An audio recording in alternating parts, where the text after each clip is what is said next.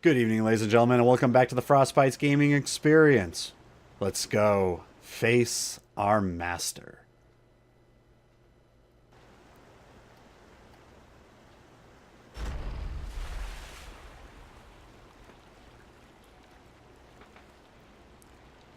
Ah, there you are. I knew you would come, and I have grown very good at waiting. You are very different from the student I once taught. Death changed you, I imagine. I'm pretty sure a lot of what I've been through is what changed me. Indignity, You know how many side quests I did to get here? My God, man. It was the end of you, but you surprised me again. I should have studied your people before wiping them out. You wear it like a badge of honor. Even so, I did my best. I made you strong enough to achieve your destiny. And yet here I am, achieving yet another destiny. I thought I anticipated everything, but you proved me wrong. You think you'd get used to that by now? Anyways. Do you? What am I? I love this answer. What are you? You're some man. Just a man. That's all you are. Let's really hit him home. If He's the last nothing but a spirit man. must return from the dead to oppose me. I am far more than that. Are you I now? killed hundreds of your kind, thousands, just for the chance to become a god. I can't let you live. Now that I am one, I am more than Sunhai ever was. Prove it. I will undo the damage of his ignorance, force the dead to their rest, and keep the waters flowing. My empire will be ordered, obedient, and neither ghosts nor gods will plague it. Yeah, you've lost your And mind. you are all that stands between me and the new peace. My brother summoned underlings to defeat you. I will create them from the very stone. Alrighty, so what does he mean by that? Well, his brother brought in demons to fight us. Suddenly he's gonna make stone demons for us to fight. Oh boy. An elephant and a bull. This is gonna be fun. Make that 2 bulls and an elephant. 2 elephants and 2 bulls.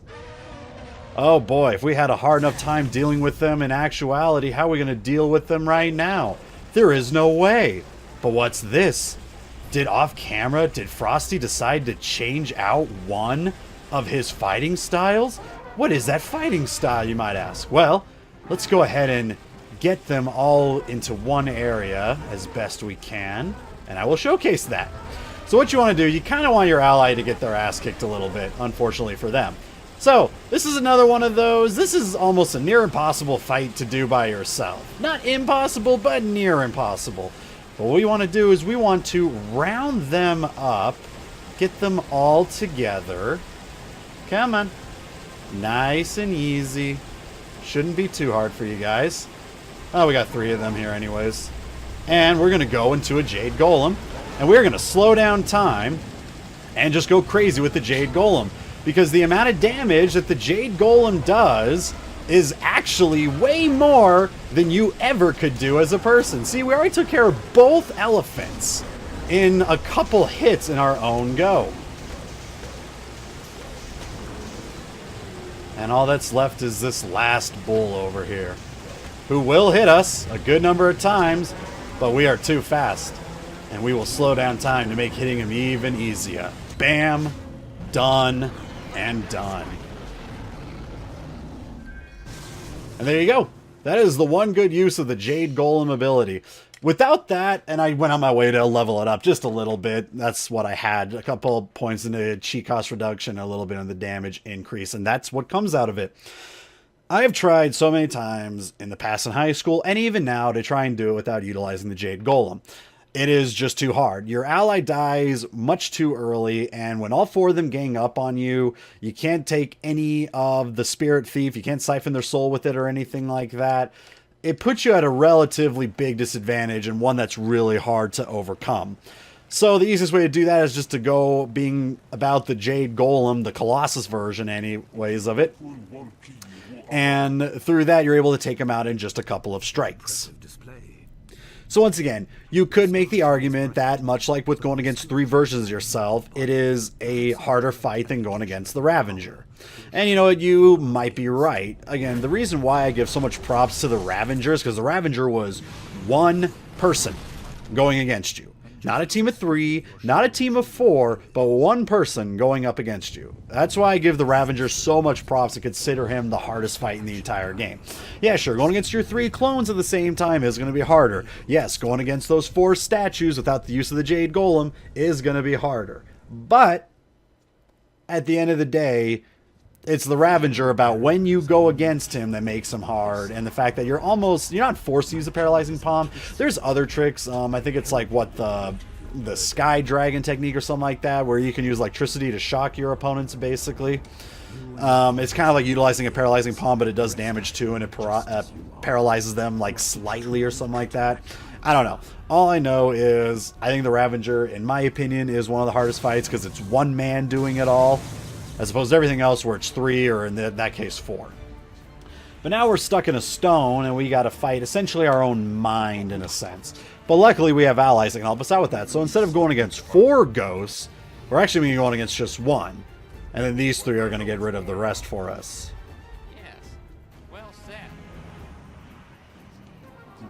So basically, you know, they're not technically with us. It's basically they're giving us strength in our mind to defeat some of the enemies of our mind in order for us to only fight one enemy of our mind, which is the enemy of doubt. So basically, doubting the fact that we could even take out our master, basically. But this guy likes using a sword. I dislike going against people that use swords above everything else. So get a couple hits in, but we want to be very careful because this guy does have really fast attacks. And, like with everyone else using a sword, can easily catch you off guard with the amount of damage that they do. Ooh. But you don't have to get them all the way down to exactly 0. You just have to get them down to about that point, and they'll be taken care of. And then one more round of this. 4 enemies appear. 3 allies, take care of 3 of them. You take out the next. Are they now? I like to think of this as the battle in Earthbound, where you have to go and fight the inner machinations of your mind in order to gain the most power. The thing is, you don't gain anything out of this. All you gain is the ability to get out of the stone. I am with you. We haven't come this far to fail now. We cannot let this stand, not when so much is at stake. Why do all you people keep telling me the obvious? We will not fall just yet. At least he's doing it in a positive way. Everyone else is just kind of like, oh yeah, you got to do this. Well, thanks, I never knew. Now, this gentleman here using the staff, not nearly as tough as the guy with the sword, because for whatever reason, staff wielders have slower attacks in this game. Even though he is deciding to jump around a whole bunch and just throw me away. He knows that he has no chance against me.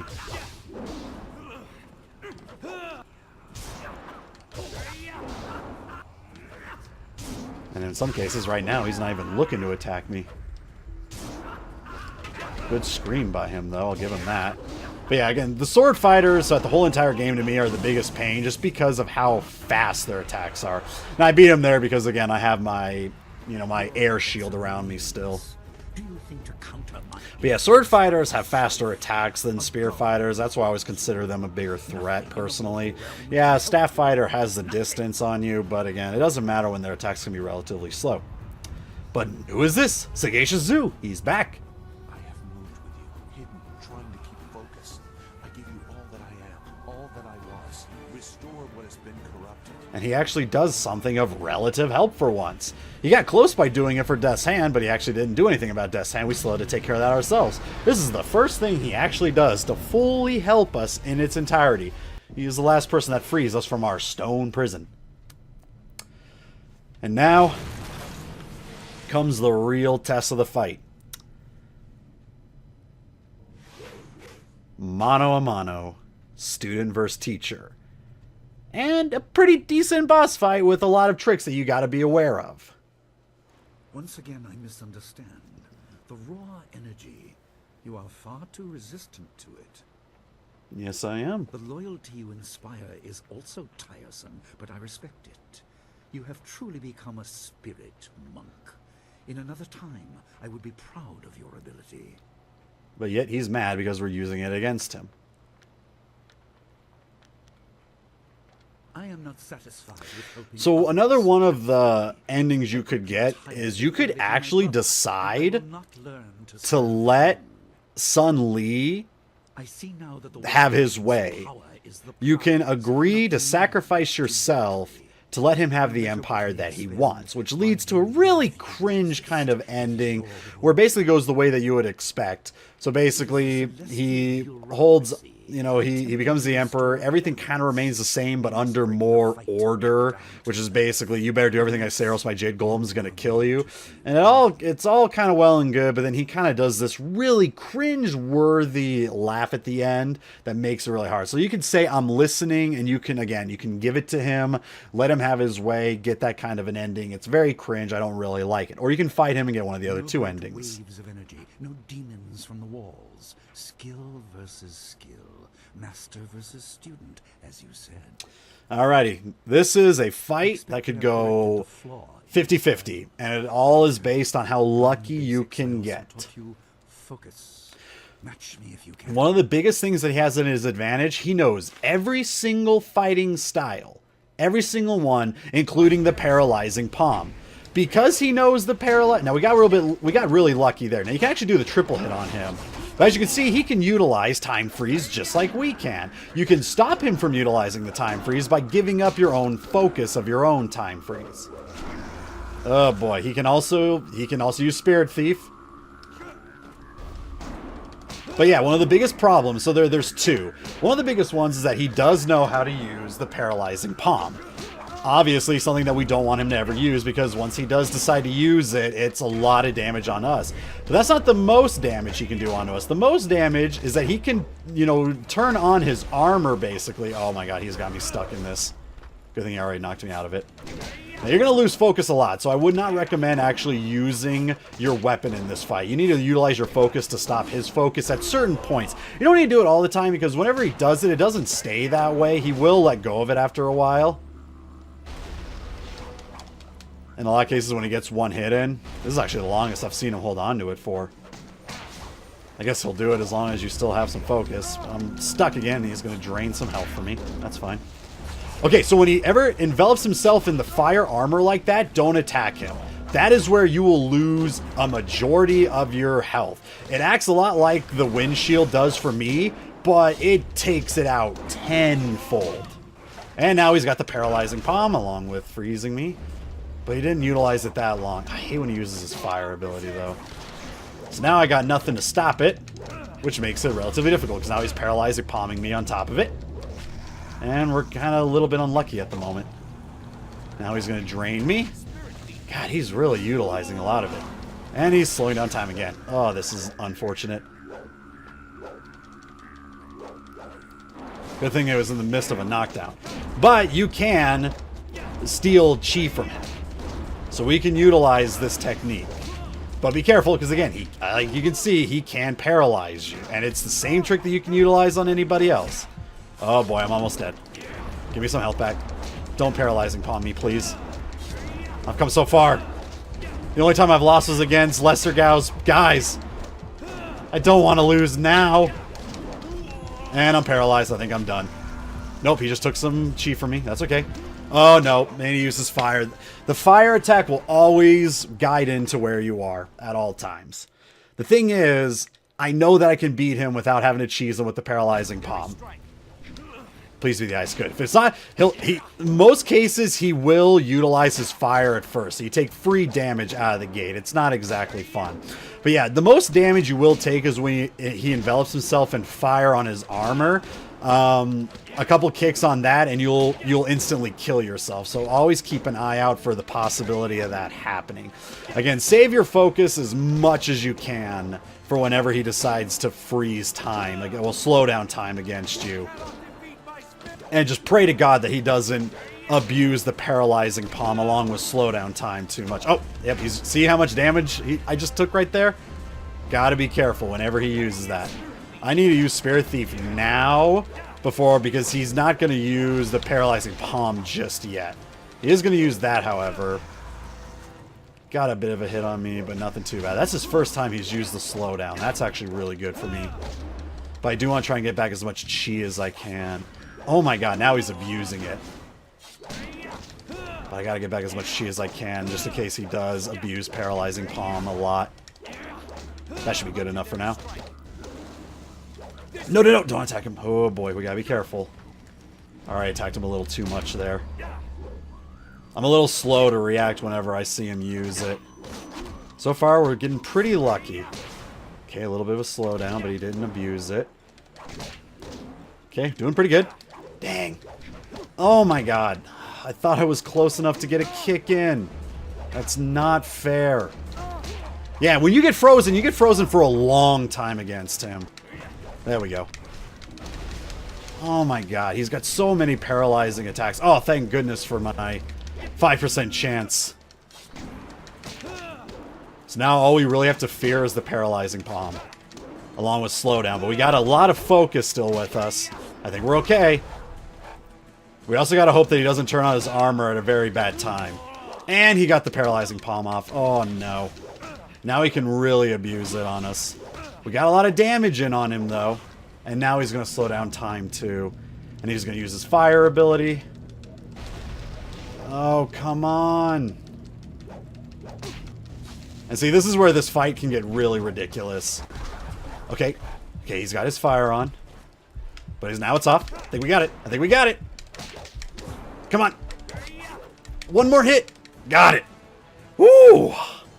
That's it. Oh, Jade Empire is done. We did it. Oh my god. You surprise me. I'm a better teacher than I thought. And of course, he's got to go out praising himself, even though he only did so much about it.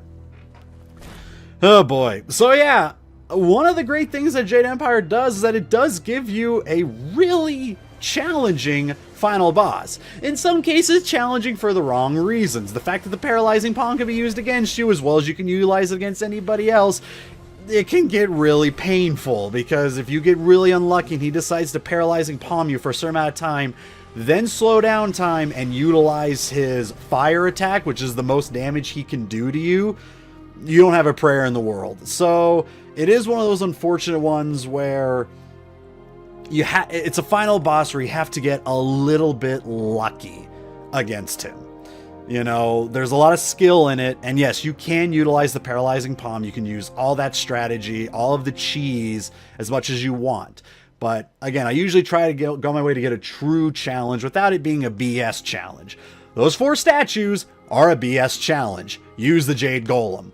Anybody that can defeat that without using it, props to you. I don't have that kind of patience.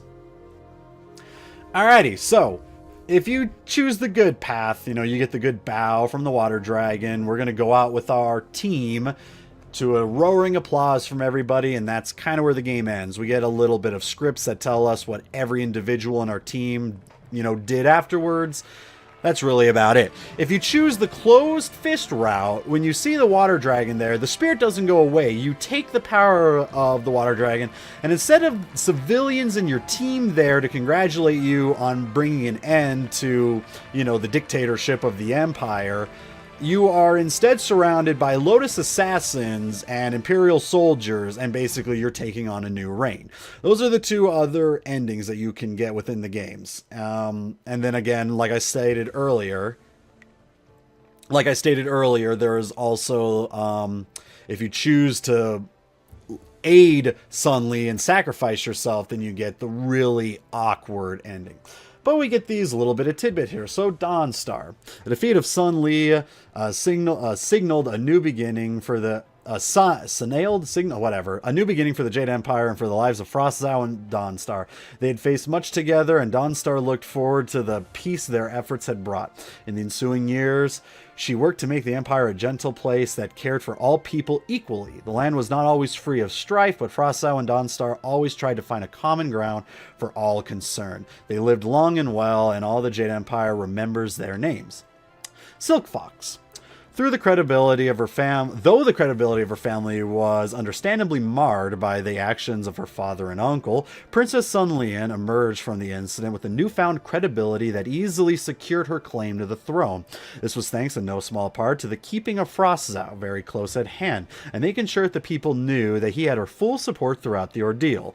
Emperor Sun Lian ruled over the new golden age of the Jade Empire that seemed like it would never end. So basically, you know, she's using us and our kind-natured ways to make sure that, hey, no evil's to be done. This is the way things are going to be going now. Sky. Drastic shifts in power always create political and economic turbulence. In the years following the defeat of the Emperor Sun Li, however, things were remarkably calm, with food supplies reaching the poor and imperial controls of areas abandoned to near lawlessness quickly restored.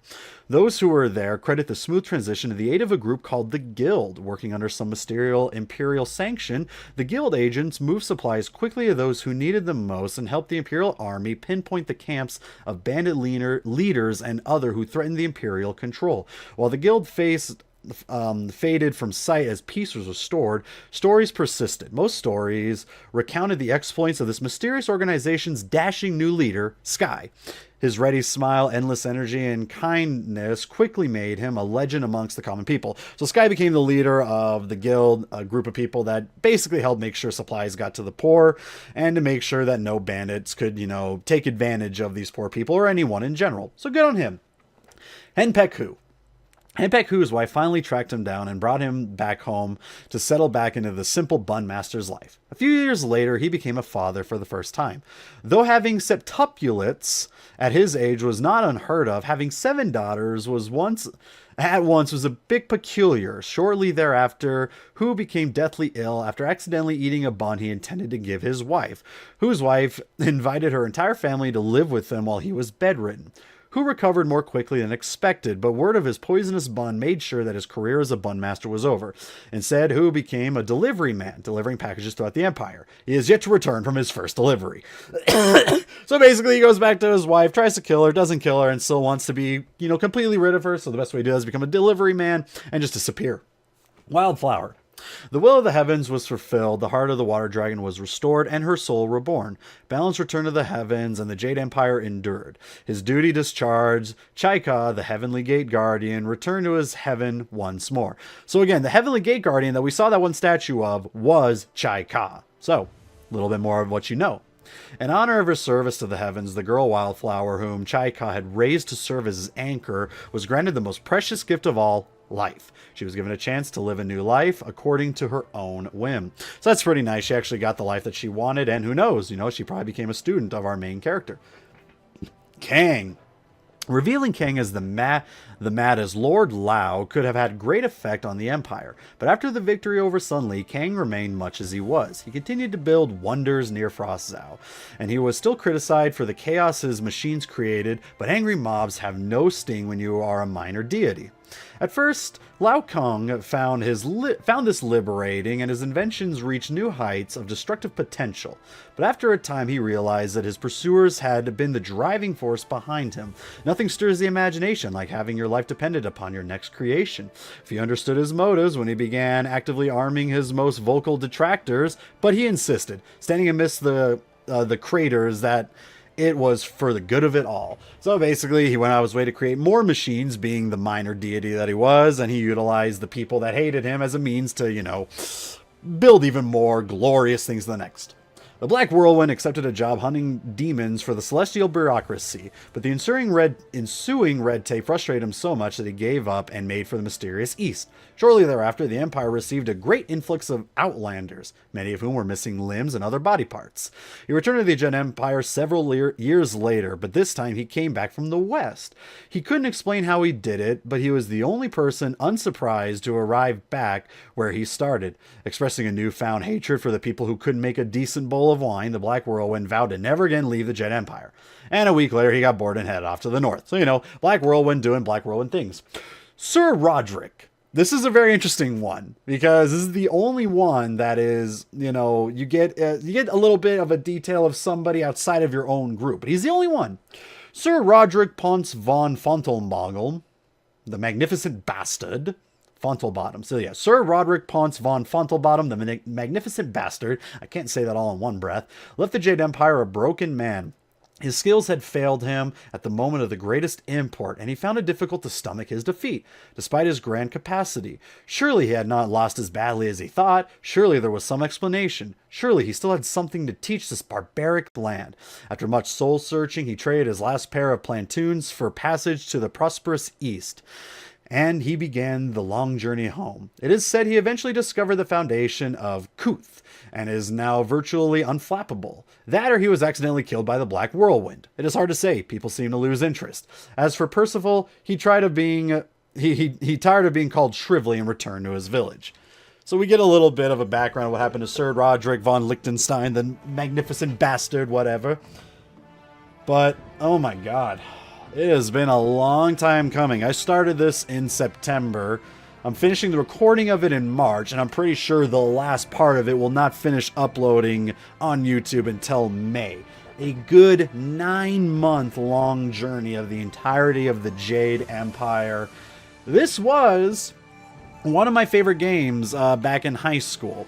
It was one of the few games I actually played on the Xbox, that along with Star Wars, Knights of the Old Republic, and it really got me into the BioWare games that eventually led on to, obviously, me getting a massive love for the game series Mass Effect, until they took it and, threw it off the side of a cliff to its, impending doom, really.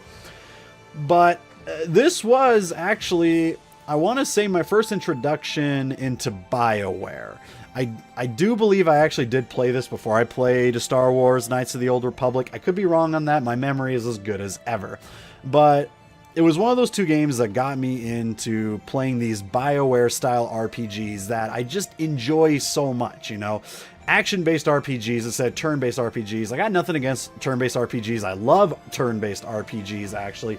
But there's obviously something to be said about action-based RPGs, and that's why I like the BioWare ones so much. Again, Knights of the Old Republic, Jade Empire, Mass Effect, doing Dragon Age, the second one mostly. The first one, obviously a really good one as well, but the second one felt more like a BioWare-style action RPG game.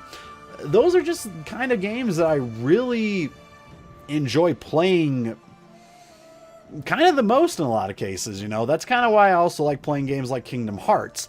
There's a lot of RPG elements in it, but a lot of it comes from the action, the fast-paced action that comes with it. Now, while I can't really call this here fast-paced action, and there's so much that can be broken in the game. Paralyzing Palm, the lightning strike technique that you can stun your enemies in the middle of attacking them. There's so many fights that can be easily broken open and be much easier than you expect, but at the end of the day, to me, it's a really fun game with, some good dialogue that you can have with your comrades. The ability to use speech isn't as big in this one as it is in future games like Mass Effect. All it really does is it can give you a little extra experience and some extra dialogue, but that's really about it. You don't really gain too much outside of that. And just, I don't know, the different style, being able to use, martial arts in a RPG style action game was just really fun for me, especially back in high school. And even nowadays, I still find it all the fun.